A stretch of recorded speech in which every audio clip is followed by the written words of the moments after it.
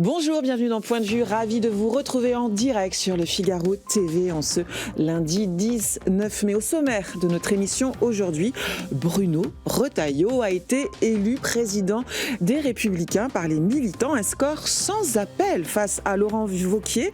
Avec qui va-t-il diriger la droite? Quel programme va-t-il proposer pour gagner la présidentielle de 2027? Et bien sûr, cette question, le nouveau patron des Républicains sera-t-il le candidat?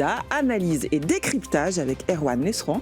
Il est directeur de l'Institut de sondage de Odoxa. C'est aujourd'hui que s'ouvre le sommet de Choose France à Versailles, où se réuniront 200 dirigeants de groupes internationaux reçus par le président de la République. On nous promet un cru historique, plus de 20 milliards d'euros d'investissement. Quel regard pose Xavier Fontanet, l'ancien PDG d'Essilor, sur cette attractivité de la France et sur l'état aussi de la France, sa dette et ses déficits? Pour terminer cette émission, je recevrai le philosophe Robert Redeker. Il s'est penché sur le thème de l'attention pour en dresser un éloge spirituel. Voilà, vous avez le programme. Point de vue, c'est parti.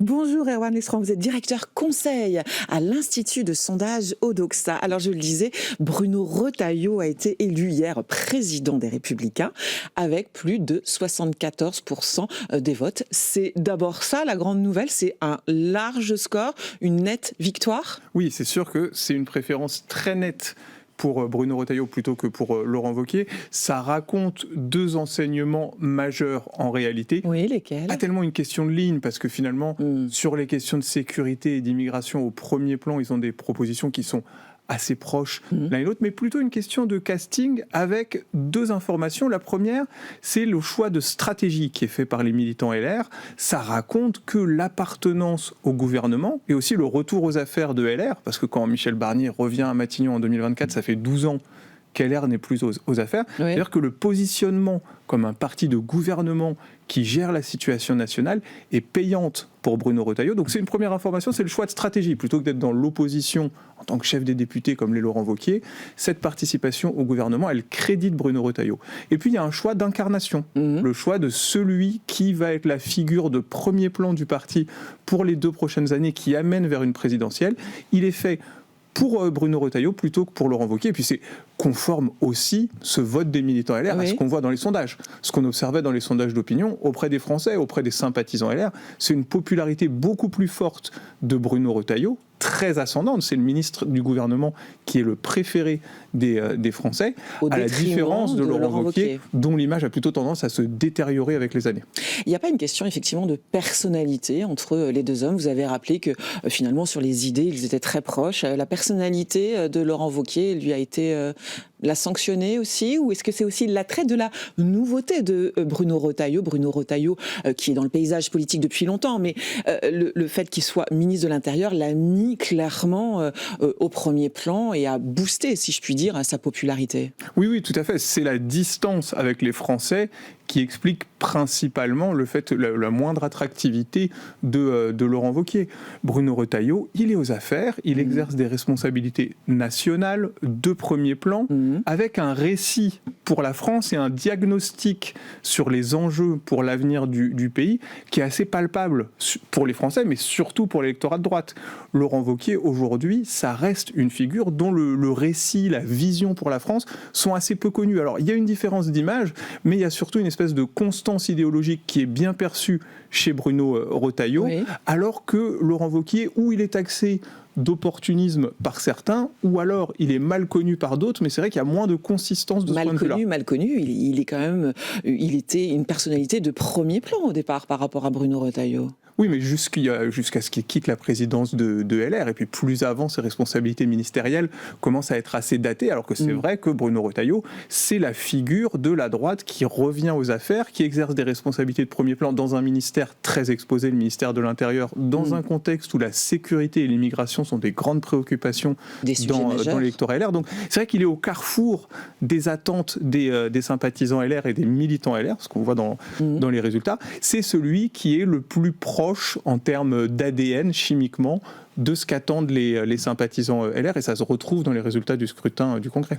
Est-ce que, par ailleurs, les électeurs de droite préfèrent les gagnants aux perdants? Est-ce que, finalement, Laurent Wauquiez n'avait pas lui-même, dès le départ, une image un peu de perdant, et ces notions de gagnant-perdant auprès des électeurs de droite, ça compte? Oui, c'est vrai qu'on le voit souvent dans les sondages. On voit souvent que les figures de droite, dès lors qu'elles ont perdu une élection, elles ont un espèce de sparadrap de perdants qui commence à leur coller au doigt et qui est assez difficile à enlever. On l'avait vu notamment pour Nicolas Sarkozy.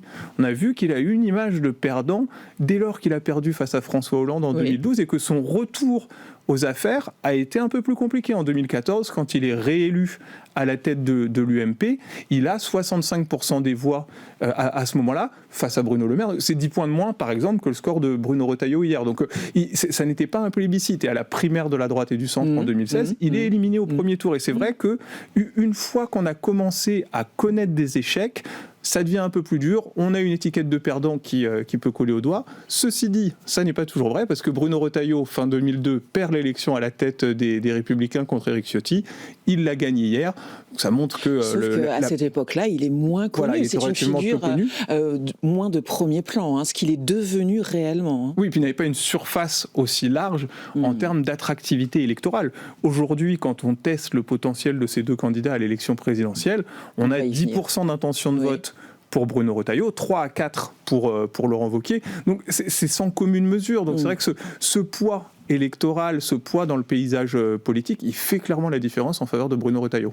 Alors, il est élu président des LR. On va revenir après à comment il va concilier ministre, rester au gouvernement et être président des LR. Mais déjà, sa première mission au sein des LR en tant que président, c'est réunir tout le monde. Et avec qui il va pouvoir gouverner? Quelle équipe, on peut imaginer, il va réunir autour de lui? Oui, l'objectif, c'est plus que de s'imaginer comme un président avec les Français qui se réunissent derrière lui au second tour.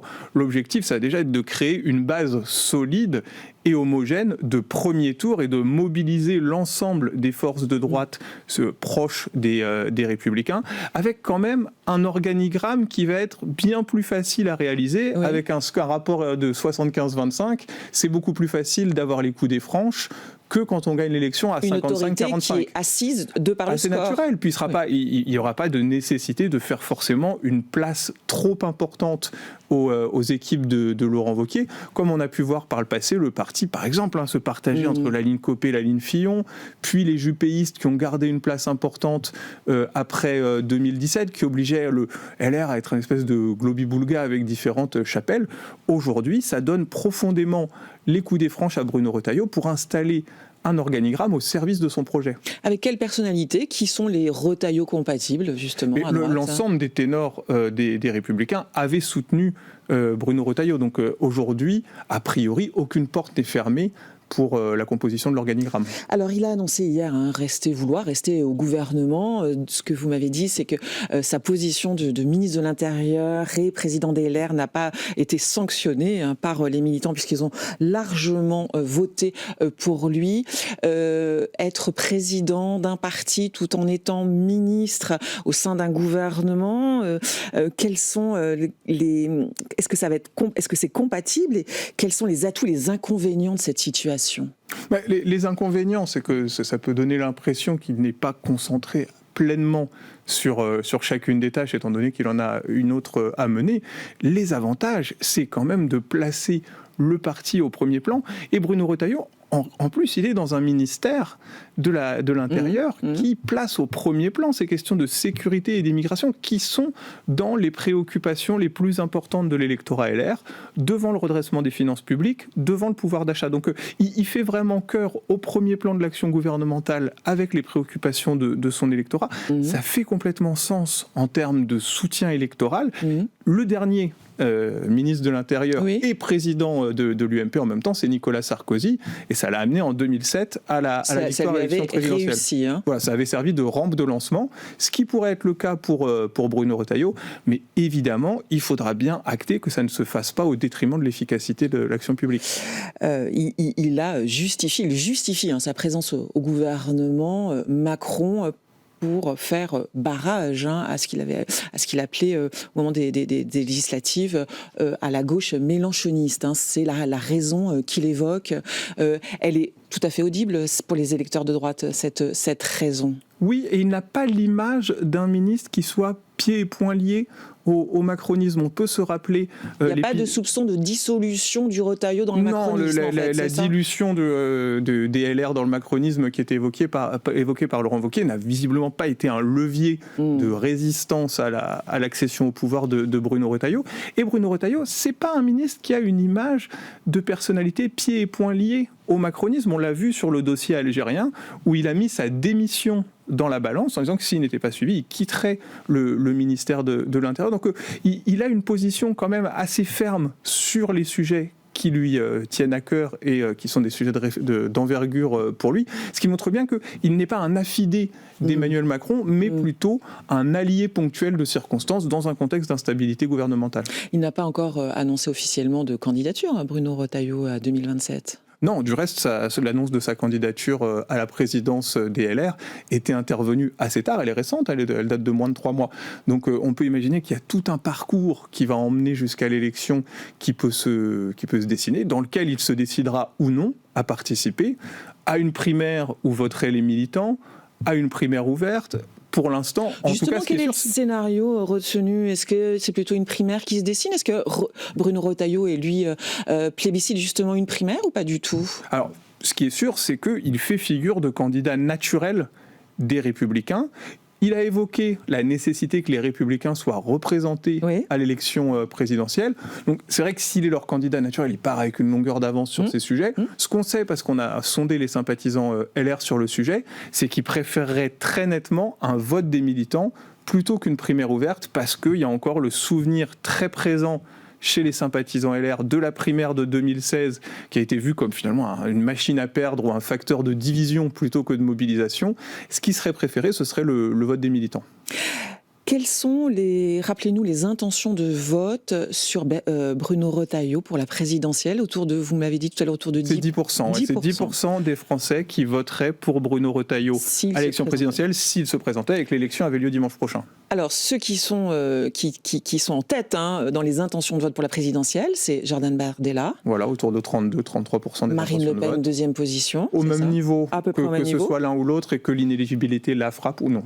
La troisième personnalité, c'est Édouard Philippe. Voilà, autour de 21% des intentions de vote. Donc ça les place quand même un très net cran devant les personnalités qui pourraient être les troisièmes. C'est 11% de plus. Autour de 12% pour Raphaël Glucksmann, autour de 12% pour Jean-Luc Mélenchon, 10 à 12% pour Bruno Retailleau. On est dans des étiages assez semblables. Après, il peut y avoir soit des accélérations, soit des décélérations liées à la campagne présidentielle. Bruno Retailleau, il a tout de même des atouts dans le cadre d'une campagne présidentielle parce que c'est un candidat qui couvre un espace politique assez large. Aujourd'hui, sa cote d'adhésion, elle est de 61% auprès des sympathisants de la majorité présidentielle. Il est en retrait par rapport à Édouard Philippe et par rapport à Gabriel Attal, mais c'est le troisième homme chez les sympathisants de la majorité présidentielle devant Gérald Darmanin, par exemple. Sociologiquement, il est aussi populaire, si je puis dire, auprès des urbains, des ruraux. Est-ce qu'il est...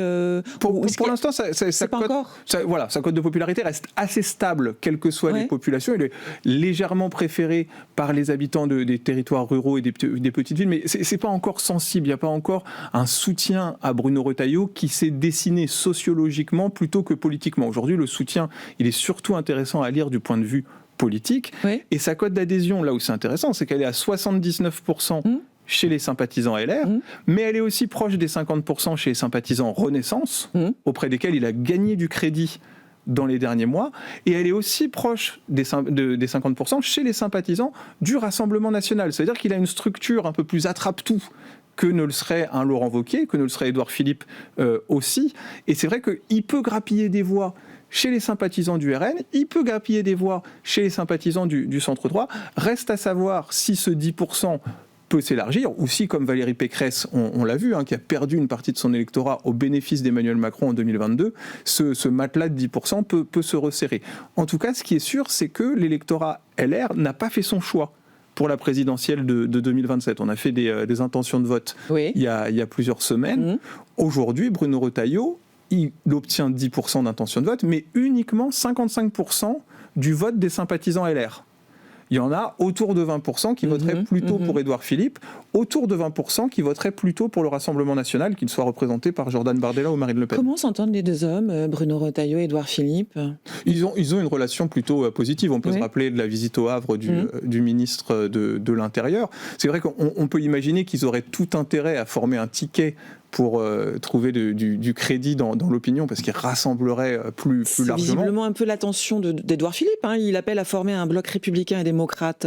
Voilà, mais maintenant, il fait du pied à Retailleau. Voilà, mais ceci dit, en se diluant réellement dans le macronisme ou dans le logiciel de la majorité présidentielle, il n'est pas dit que Bruno Retailleau ait autant de crédit. Et on peut imaginer aussi qu'avec Édouard Philippe, il ne soit pas forcément sur la même ligne sur les questions sociétales.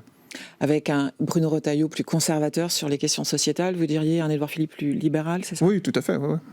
Il peut aussi, Bruno Retailleau, aller grappiller, vous avez parlé des voix du RN, il peut grappiller des voix du côté Éric Zemmour, Sarah Knafo, par exemple ? Oui, tout à fait, parce qu'il a une image de candidat gardien des valeurs de la famille, de l'historique français. C'est un catholique convaincu et qui met ses convictions au premier plan. Donc, sur la famille, il a du crédit. On sait que c'est valeurs chères à cet électorat, sur l'autorité de l'État, sur la sécurité, sur l'immigration. Et autant on peut bien imaginer que Valérie Pécresse ou Emmanuel Macron incarnaient moins une rigidité sur ces questions, autant Bruno Retailleau est crédible pour cet électorat. Reste à savoir si sur le long terme et à travers une campagne, qui est toujours un exercice un peu particulier, ça peut se transformer en choix de vote. Surprises. Alors c'est la question du jour, chers téléspectateurs du Figaro. Bruno Retailleau doit-il être le candidat de la droite en 2027 ?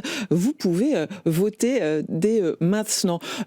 Il nous reste 2 minutes. Je voulais revenir avec vous sur le dernier sondage Odoxa, Backbone Consulting, Le Figaro. Vous avez demandé aux Français quel était leur bilan de la présidence d'Emmanuel Macron et quelles étaient leurs attentes pour ces 2 dernières années de mandat. Alors Oui, c'est vrai que quand on demande aux Français si selon eux le bilan d'Emmanuel Macron est bon ou mauvais, ils sont 28% uniquement à nous dire que son bilan est bon. Ouais. 28%. Et puis 28%, c'est un gros recul par rapport à ce qu'on mesurait en mars 2022. En mars 2022, ils étaient encore 47% à le penser. Donc il y a un recul de quasiment 20 points.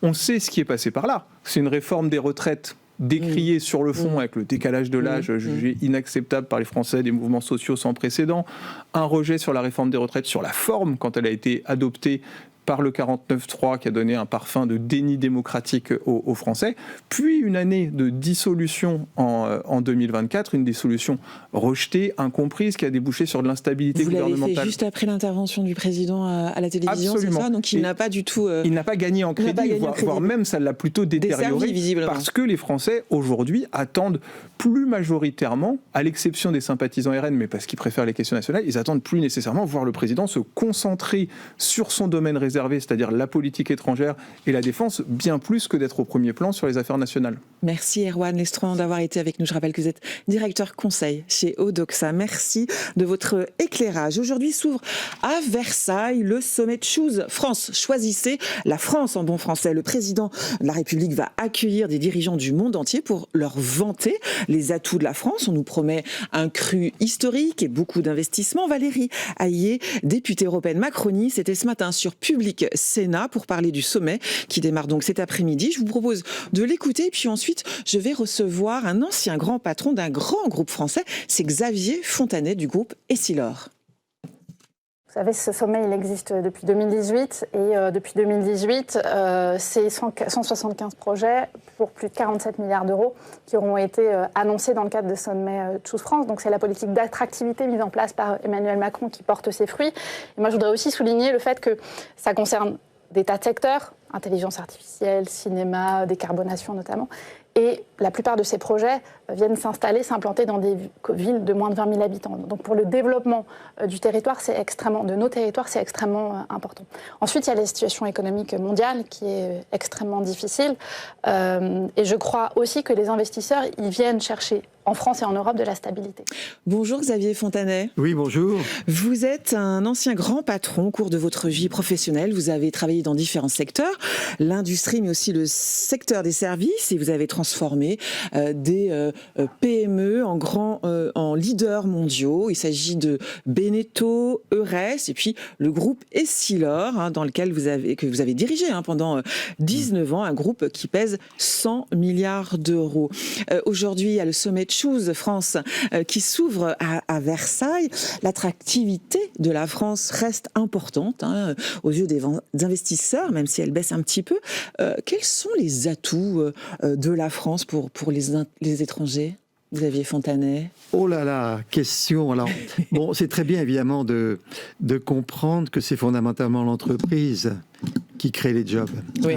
Et ça, je pense que c'est-à-dire pas la politique. Ben oui.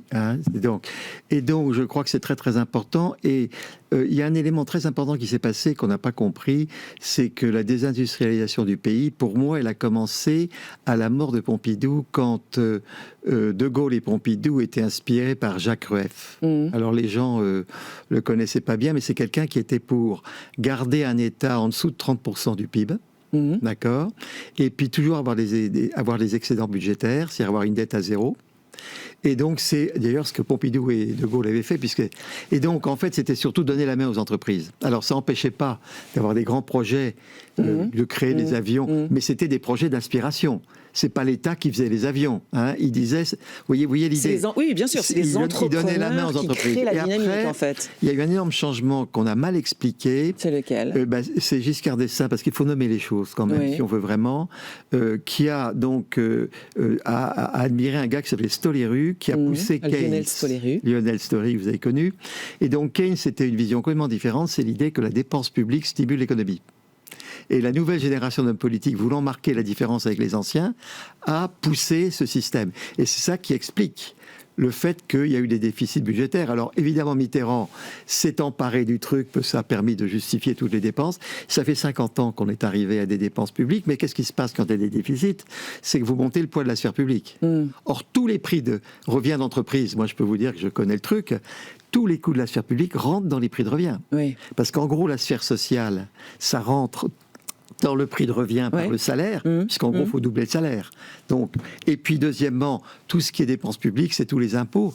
Et donc, quand vous avez une entreprise française, et moi, je peux vraiment l'attester, parce que c'est mes 45 ans de vie professionnelle, vous avez une pénalité dans le prix de revient, qui est liée à ce que les charges sociales sont beaucoup plus élevées que, par exemple, l'Allemagne ou les Pays-Bas. Puis, deuxièmement, vous avez donc un résultat plus petit. Et puis, comme les impôts sont plus élevés, l'État en prélève plus, et donc l'investissement. Alors si vous prenez une année... Ce sont des boulets qu'on se met au pied. Et sur 50 ans. Parce que si vous voulez, sur une année, ça va être des petits pourcentages, on ne le verra pas. Mais le vrai sujet est là.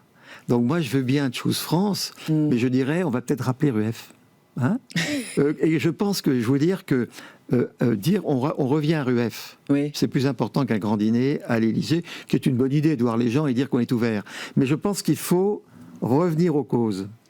Et les causes, ça met en cause beaucoup de choses. C'est ça le paradoxe, c'est de Choose France, et on note une attractivité très importante de la France, même si elle baisse un petit peu. Et puis en même temps, comme vous venez de le signaler, le souligner, on le sait tous, la situation de la France au niveau de sa dette, de ses déficits, est très inquiétante. Alors c'est évident. Alors, ce qui est très bien, c'est que les gens commencent à comprendre que 3300 milliards de dettes, c'est grave.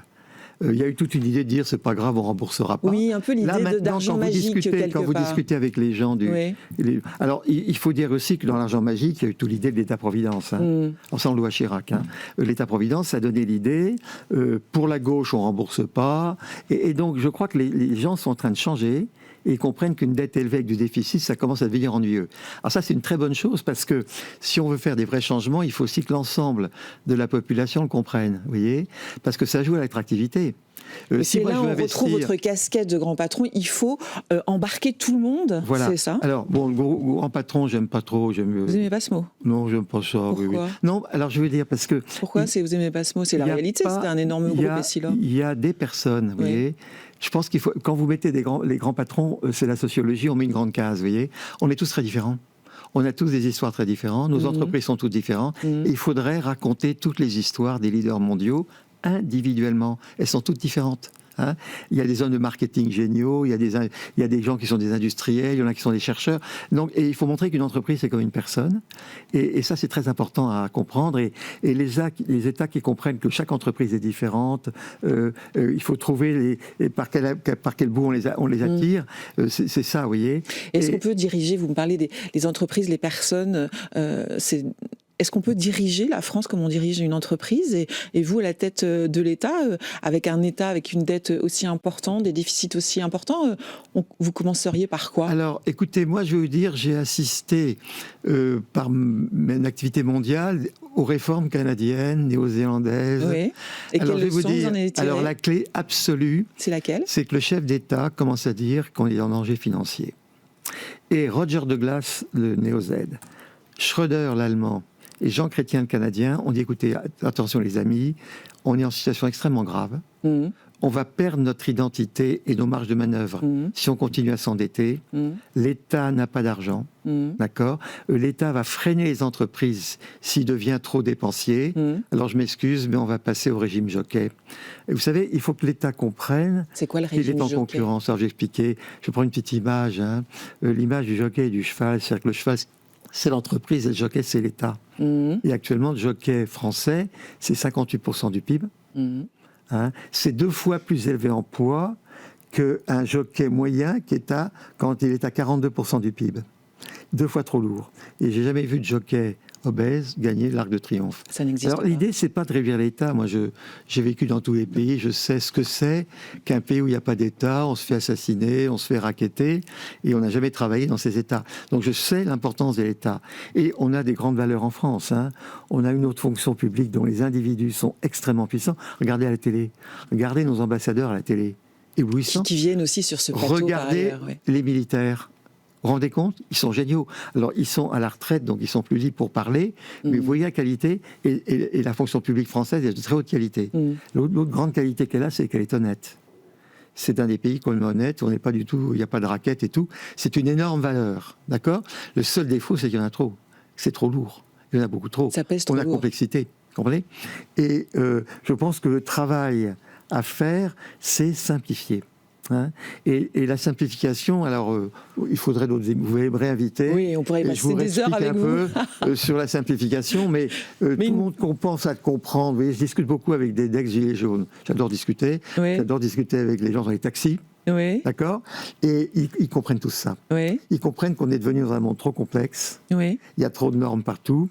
Et puis qu'il y a vraiment des impôts trop élevés. Les gens ont vu depuis 10 ans les feuilles de paye se rétrécir. Bon. Et donc, je pense que les gens sont prêts. Et il faut faire comme Napoléon, si vous voulez, à la veille des grandes batailles. Il faut dire, écoutez, la vraie bataille maintenant, c'est baisser les coûts. On va passer par un moment un peu difficile. Et les thèmes les plus intéressants que j'ai vus, c'est par exemple les Allemands, qui est la notion de solidarité exigeante. C'est-à-dire qu'il est évident qu'on a des dépenses sociales aussi qui sont très élevées, d'accord? La solidarité, ça reste essentiel. Ça, vous ne le remettez pas en question. Qu'est-ce qui fait un pays, d'accord? Mais on va demander de faire des efforts. Et on va demander à chacun de faire un effort pour faire économiser le maximum à l'État. Xavier Fontanet, entre être conscient de faire des efforts et faire des efforts réellement, et que chacun prenne... Est-ce que les Français sont prêts à ça, les Français? Alors, je pense que les Français, si vous voulez, je crois beaucoup à Napoléon. Napoléon, la veille des batailles, vous savez, à Austerlitz, il allait dans les tentes et il disait aux grognards, écoutez, vous êtes des gars sérieux, on a demain une bataille très importante, je vous explique ma stratégie. Et je vous explique pourquoi gagner Austerlitz est capital, parce que si on gagne la bataille, on gagne la guerre. Bon. Et les gens lui disaient, écoute, empereur, tu nous as pris pour des gens sérieux, on sera demain au combat. Bon. Et moi, j'ai vécu plusieurs fois dans l'entreprise des moments très graves où on était presque à devoir fermer l'entreprise. Quand vous réunissez, et en France, et quand vous réunissez tous les Français, vous arrivez à trouver le ton. Alors c'est là où les médias sont très importants. Le ton et la pédagogie. Et la pédagogie, et c'est là où les médias sont très importants, parce que en Allemagne, si vous voulez des groupes, des grands groupes de communication allemands, on dit c'est très grave, Schröder, on t'aide. Et donc on a arrêté d'avoir les gens qui tout le temps cassaient avec des trucs idiots. Donc il faut aussi que les médias comprennent que la situation est grave. grave, et que les médias accompagnent des gens qui parlent sérieusement. Vous voyez ? Et je pense, moi je suis persuadé, j'ai vécu 3-4 fois en France des situations assez analogues, avec des filiales, donc les gens pouvaient dire la maison est très riche, pourquoi ? J'ai dit non, c'est très grave, et à ce moment-là, les gens se mettent tout à fait à la hauteur. Et donc, moi, c'est le concept, je trouve, le plus important, c'est la solidarité exigeante. Vous voyez ? On est solidaire, mais par exemple, il avait dit, il vaut mieux un job pas tout à fait satisfaisant que l'horreur du chômage à la maison.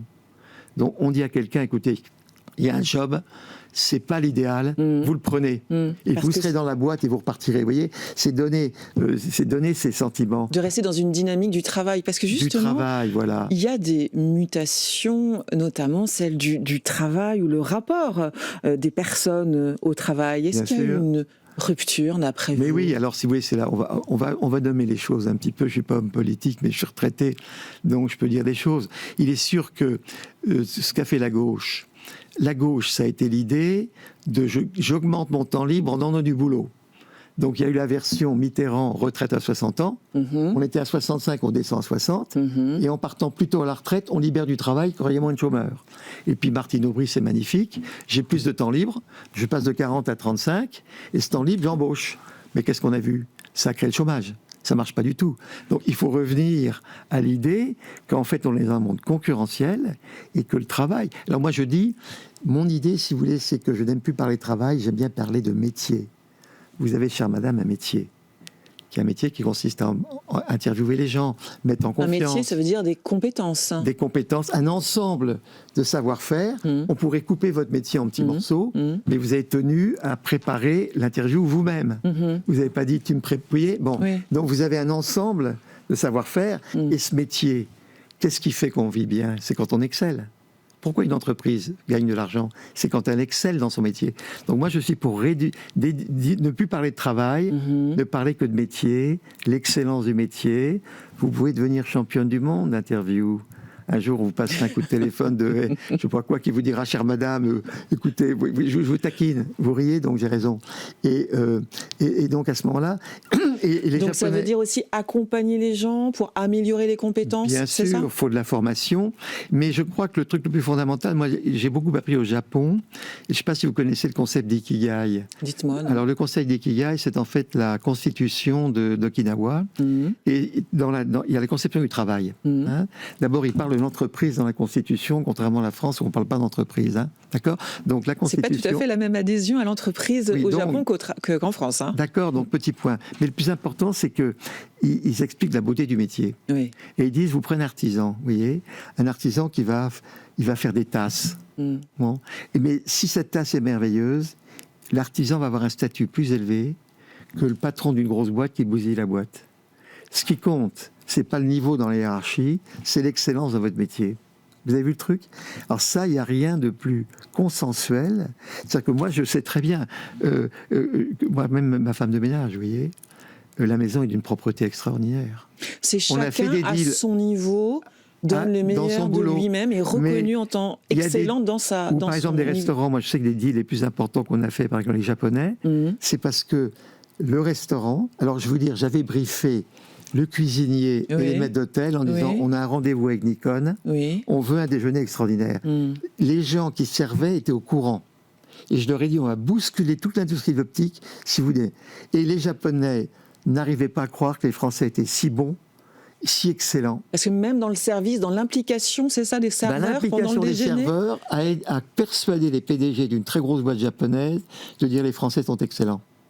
Et donc j'ai été félicité après qu'on ait fait le deal. Et je leur ai dit dans l'ensemble du deal. Et alors si vous voulez, le truc très important, c'est que chacun, même le balayeur, vous voyez, moi je suis toujours intéressé, quand je donne des cours de stratégie dans la maison, je demandais que les balayeurs soient là. Vous savez qu'un bon balayeur, il choisit les balais, il choisit la vitesse de balai, il donne des grands coups, des petits coups en fonction de la poussière et tout. Il y a un savoir-faire extraordinaire. Donc, et la reconnaissance, alors, c'est ça dans tous les savoir-faire. Mais par exemple, chez Essilor, si on a besoin d'usines extrêmement propres, parce que s'il y a des poussières, vous les avez sur les verres. Oui. Donc le balayeur... C'est un vrai sujet. Attendez, le balayeur, il améliore les rendements. Mais quand vous lui expliquez ça vous transformez son travail. Donc je pense que vous transformez son métier, vous voyez.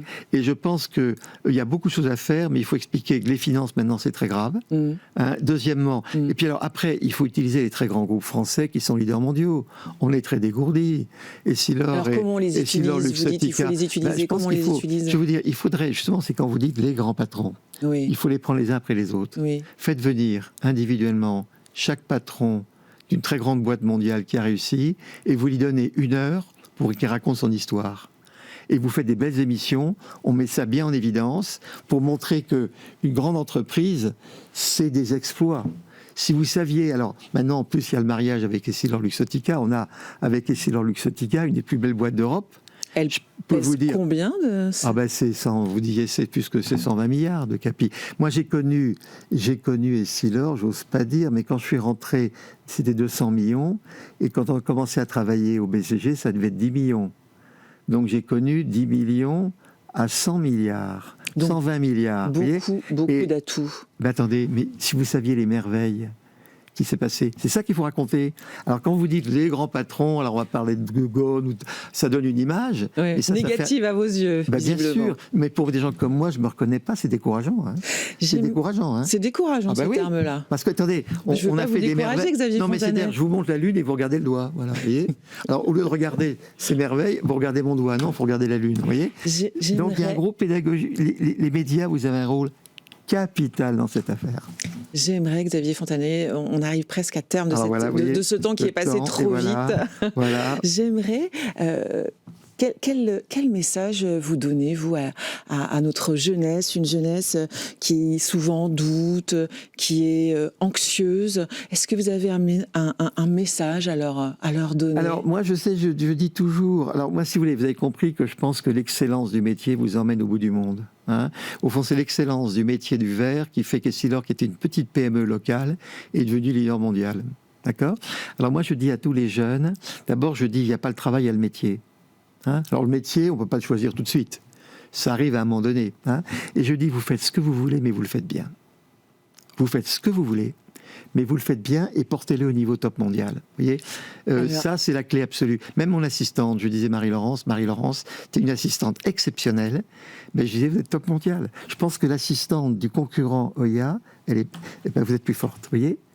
Vous comprenez? Alors, le métier, ok, il faut avoir aussi un bon chef. Il faut un bon chef, oui. Il faut choisir le chef. Il faut choisir ses chefs. Il faut choisir le chef, oui. Ah, mais comment on choisit son chef? Vous discutez avec lui. Avant de... On ne connaît pas toujours tout. Oui, mais alors, attendez, après, vous grimpez. Après, il faut voir que l'excellence aussi, quand quelqu'un est bon dans une boîte, il grimpe. On donne l'idée que tout est... Vous savez, il y a Bourdieu qui a expliqué que vous dépendez de votre classe sociale. Bon, ça, moi, je ne peux pas le supporter, celui-là. Mais en fait, quand vous êtes bon dans une entreprise, vous grimpez. Vous comprenez toute l'histoire. Il y a non seulement Essilor qui a grimpé dans le monde entier, on est passé de 10e à leader mondial. Bon, mais en même temps, quand vous avez une maison qui grandit, tous les grands talents ils grandissent dans la maison. Donc vous multipliez l'explosion géographique avec le fait que vous grimpez dans la boîte. Donc les gens ont eu des carrières absolument extraordinaires. Hein, et ils étaient dans leur métier. Hein. C'est pas forcément des PDG, mais il y en avait qui étaient champions du vernis, l'autre du marketing, le troisième l'informatique, de logistique. Donc vous avez des champions. Les 2-3 qualités primordiales qui font un bon chef, Xavier Fontanet. Là c'est la question idiote, excusez-moi. Non, c'est une question américaine. C'est la pédagogie. Non. Je pense que chacun... Non, on a tous... Il faudrait que vous invitiez tous les patrons de grosses boîtes qui ont réussi. Vous allez voir, ils sont tous différents.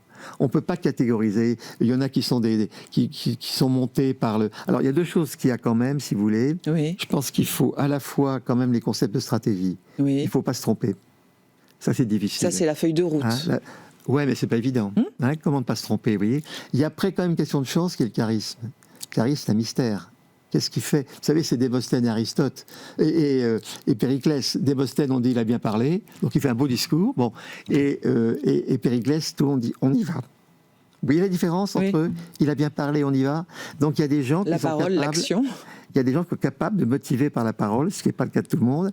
Et ça, donc il y a un côté mystérieux. Je crois que pour les garçons, c'est l'amour des mamans, et pour les filles, c'est l'amour du papa. Qui fait le charisme. Qui fait le charisme. Je pense que l'amour de la maman pour le garçon et l'amour du papa pour la fille fait qu'on est bien dans ses pompes. Et c'est ça qui fait qu'il y a du charisme. Hein. Et puis après, il faut quand même le sens de l'humain. Il faut à la fois un très grand sens de la stratégie et la capacité de créer la confiance. Vous voyez ? Donc là, il y a un petit côté miraculeux. Mais je peux vous donner des cours. Vous m'invitez, je vous fais un cours sur la confiance. Avec plaisir. D'accord ? Pour vous retrouver une prochaine fois avec grand plaisir. Merci Xavier Fontanet d'avoir été avec nous. Et puis on peut vous lire aussi Xavier Fontanet. Hein. On vous écoute avec grand plaisir. Mais vous avez écrit... Lisez le dernier de la stratégie en entreprise. De la stratégie en entreprise aux éditions Mani. Thomas. Merci beaucoup, j'attendais pas. Merci d'avoir été avec nous. On passe à un tout autre sujet maintenant. Le philosophe Robert Redeker, dans son dernier ouvrage, s'est consacré au thème de l'attention à l'heure où la distraction prend de plus en plus de place dans nos vies. Je vous propose d'écouter un extrait de l'émission Paris d'école du Figaro TV qui revient justement sur ce thème et ensuite on se retrouve avec mon prochain invité. Nous n'avons plus de temps libre en fait dans notre tête. Et si même devant la télé, on a tendance à ouvrir le téléphone. Et du coup, on fait 2-3 tâches en même temps.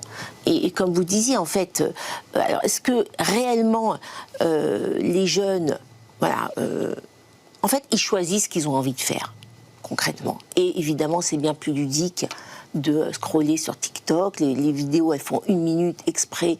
Le temps, c'est le temps. On a l'impression d'attention maximum, ça devient 1 minute. Moi, je vois bien, par exemple, une phrase, parfois une consigne ou un exercice à faire qui a 3-4 lignes, ils ne peuvent plus le lire jusqu'au bout, ils disent « Oh, ben, j'ai rien compris ». Non, mais est-ce que tu as pris le temps de lire ? Et quand ils prennent ce temps, ils comprennent. Il y a vraiment on ne fait pas l'effort d'essayer de comprendre et donc de se mettre dans une situation où on va bloquer sur quelque chose et essayer de comprendre longtemps. Moi, je pense que c'est vraiment le longtemps qui fait une grosse différence. C'est-à-dire que plus personne ne lit. Moi, je pense que vraiment lire est essentiel. Bonjour Robert Redeker, vous êtes philosophe et auteur de ce livre Éloge spirituel de l'attention. C'est aux éditions Artege. Question très simple pour démarrer. Pourquoi l'attention a retenu justement votre attention, Robert Redeker ? C'est pour moi une évidence depuis toujours. Lorsque Loïc Mérian m'a appelé, le directeur des éditions Artege, et m'a demandé d'écrire un livre dans cette collection, une collection magnifique. D'abord, j'étais très flatté, et lorsqu'il m'a dit « mais sur quel thème ?» Bien, l'attention, ça s'est imposé à moi avec évidence, sans que je me pose de questions. Trop de questions. Et pourquoi cette évidence ? Pourquoi ce sujet est primordial dans votre vie je crois que c'est depuis mon enfance. J'étais attentif à la nature, aux livres. J'ai beaucoup lu.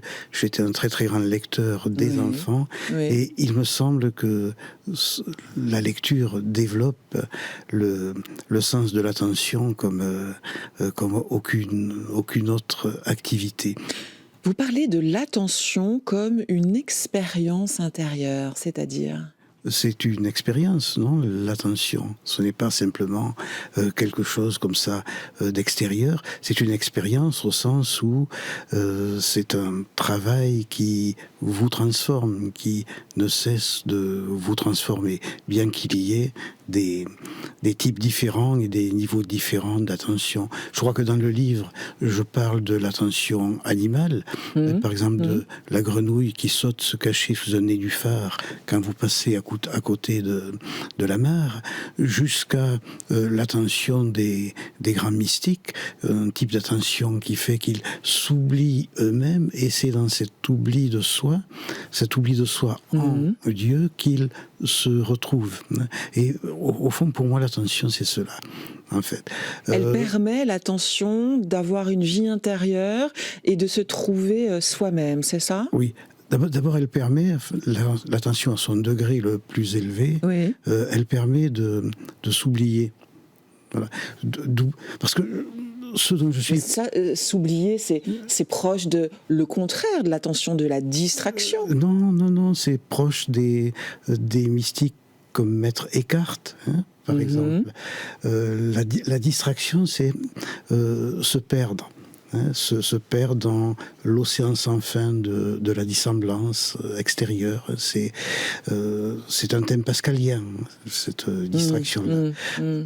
Tandis que l'attention, ça n'est pas se perdre. C'est s'oublier et se retrouver en s'oubliant. Si vous voulez, notre vie extérieure, enfin que l'on va appeler mondaine, ou ce que les sociales, ou que les classiques appelaient le monde, c'est l'ego mondain. Or, je crois que cet ego mondain nous éloigne de ce qu'il y a de plus, j'allais dire de plus vrai, c'est pas le bon mot, de plus essentiel en nous-mêmes, qui est l'âme. Il y a un conflit qui se résout de mauvaise manière dans la modernité entre l'ego et l'âme, si vous voulez. Et depuis Descartes, la modernité, ça a été la promotion de l'ego, qui donne jusqu'aux individualismes exacerbés d'aujourd'hui. Alors on est dans le climax, alors, voilà, c'est ça. De l'ego à notre époque. Et dans cette promotion de l'ego, peu à peu, vous avez le refoulement de l'âme. L'âme, c'est notre grand refoulé. Eh bien, je crois que l'attention nous permet de nous reconnecter à notre âme en oubliant un peu, beaucoup, si possible, totalement, si nous sommes un mystique, en oubliant l'ego. Alors, vous parlez de mystique, vous êtes un philosophe, Saint-Augustin tient une grande place dans votre livre et dans votre cœur, je dirais, autour de ce thème de l'attention. Pour Saint-Augustin, l'attention est la faculté spirituelle par excellence. C'est le grand philosophe, vous diriez, de la... Saint-Augustin est l'homme par qui l'humanité se révèle à elle-même dans sa plénitude. C'est cela, Saint-Augustin. Donc c'est quand même la découverte, enfin, l'auto-découverte de l'âme chez Saint-Augustin vaut pour tous les hommes et pour toute l'humanité. C'est d'où mon attachement très fort, à lui. Oui, c'est un attachement très fort, comme celui apparemment du nouveau pape, qui me plaît beaucoup pour l'instant, Léon XIV. Le nouveau pape vous plaît ? Oui, qui se dit augustinien. Oui, il est augustinien, absolument. Votre livre est empreint de spiritualité religieuse. Quel est l'apport des religions juives et chrétiennes sur le sujet justement de l'attention, puisque vous parlez également du regard ou de l'apport des philosophes de l'Antiquité.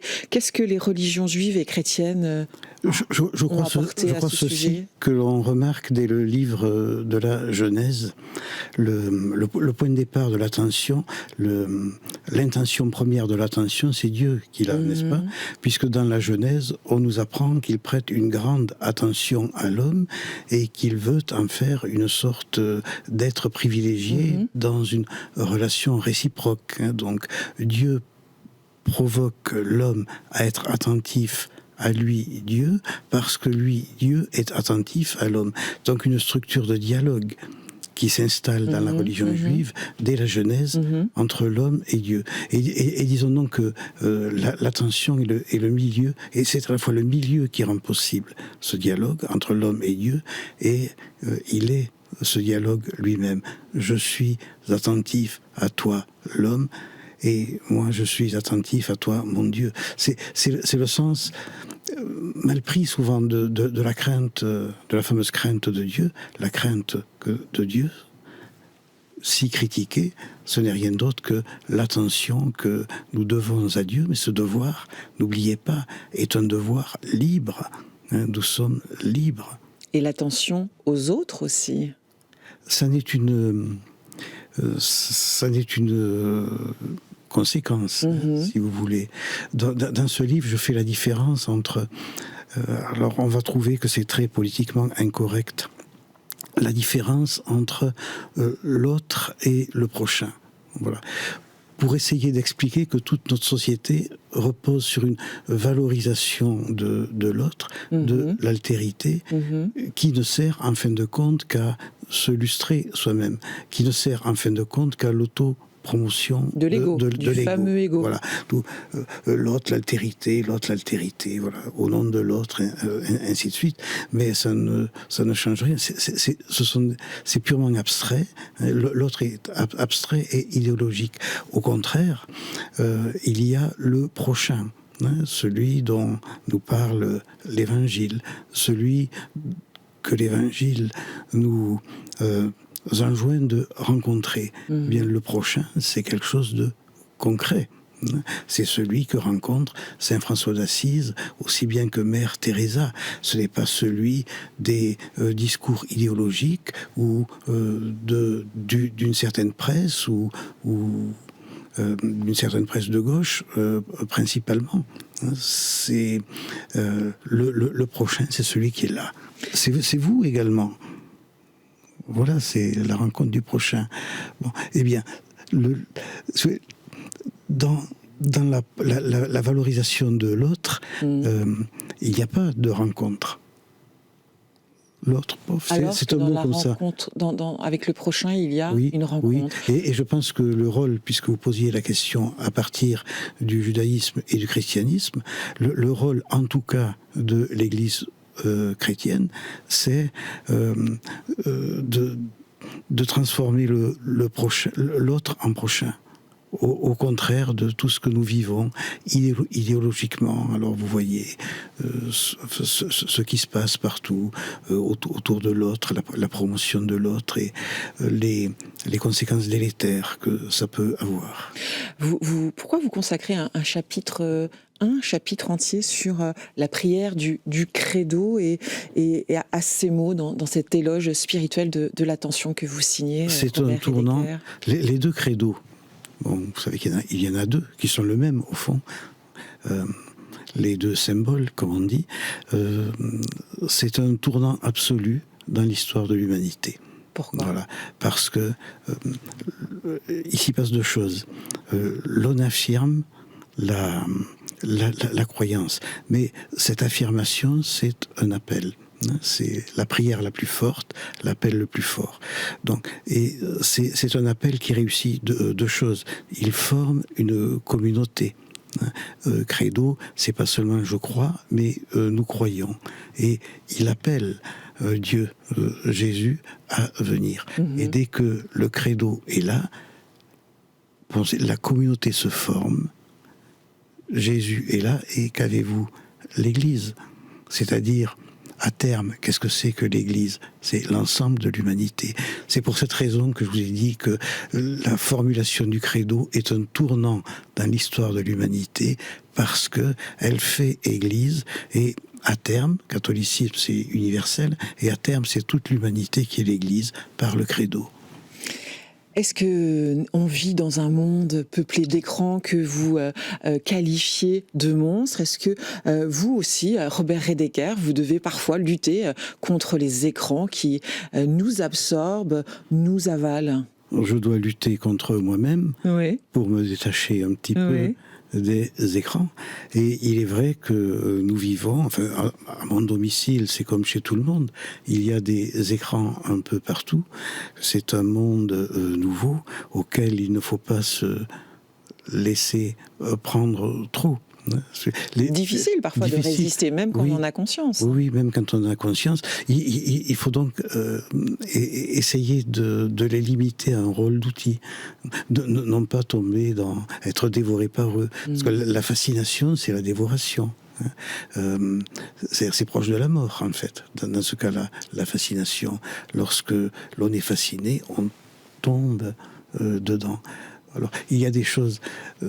il est beau d'être fasciné par la peinture, la littérature, les arts, la nature elle-même, mais il est mortifère et suicidaire de se laisser fasciner par les écrans, parce que ce qu'ils vous présentent n'a pas de consistance. C'est là la place de la réalité. Et si nous sommes trop fascinés par les écrans, nous tombons. Éloge spirituel de l'attention. C'est un très joli livre, passionnant. Vous avouez vous-même être parfois un homme dans la lune. Oui, j'espère ne pas l'avoir été. Non, pas du tout. C'est un livre qui mérite justement toute l'attention des téléspectateurs, avec notamment, entre autres, un passage aussi très émouvant sur vos parents et sur votre maman en particulier, qui se penchait avec beaucoup d'amour sur vous et qui vous accompagnait dans ses devoirs. Et devons rendre l'antenne. Je suis désolée, Robert Redeker. Merci infiniment d'avoir été avec nous. Point de vue, c'est déjà fini. Merci de votre fidélité. On se retrouve demain en direct à midi. Bonne journée sur le Figaro TV.